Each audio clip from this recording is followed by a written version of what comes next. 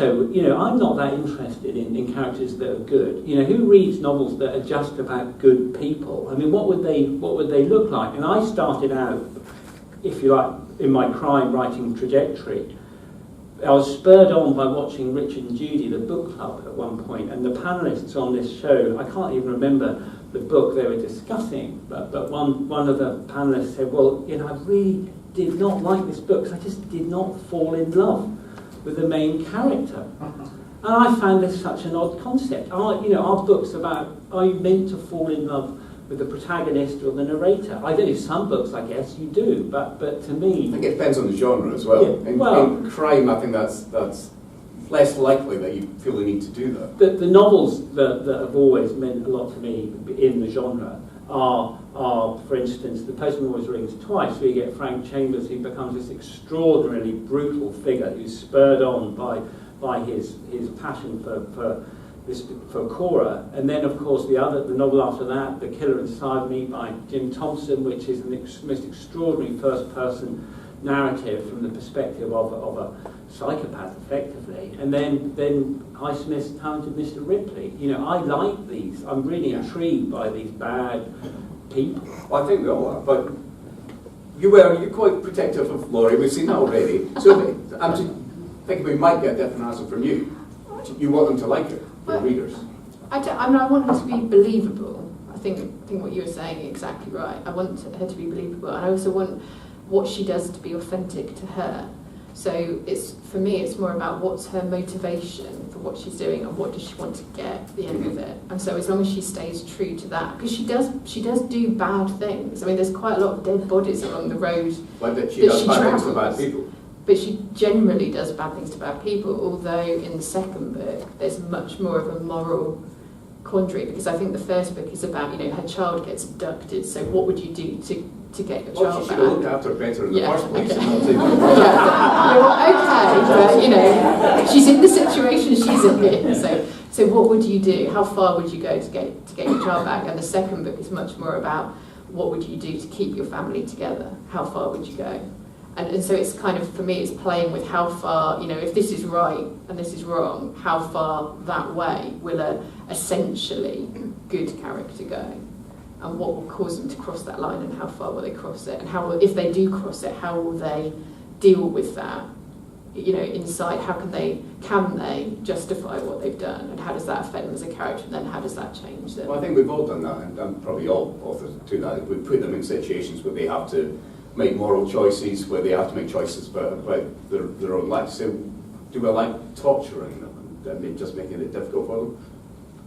God, yes. Because it's fun. Yeah. I mean, drama comes from putting obstacles in the way of characters. Now, those obstacles might be physical obstacles, they might be adversaries, or they could even be internal obstacles. They could be quandaries you're dealing with in your own mind. And I think by raising these obstacles and working out ways, or getting your character to work out ways of getting over them, is where a lot of narrative drive and suspense comes from. Yeah, no, I'd agree, and I've got, in the Laurie series, Laurie's kind of, let's call them love interest, for want of a better word, JT, he's been pretty popular with readers of the first book, and so in the second book, I've actually been really, really horrible to him, and it's kind of and the first time my editor read it, they kind of read the beginning bit, got to the first scene with him, and went, "Oh no, you can't do that to him," and I was like, "Oh, that's just the beginning. It's much worse," but it's still in there. So I won, but I think that's it. You make a character. You make a character that you really root for, kind of thing, and then you do the most horrible things to them. Well, that's the reaction you want, right? Exactly. You want that, not necessarily a shriek, but you want your readers to care enough. So how do you go about doing it? There are degrees also of badness, I think, actually, certainly in relation to the character Tatiana that I've been writing about.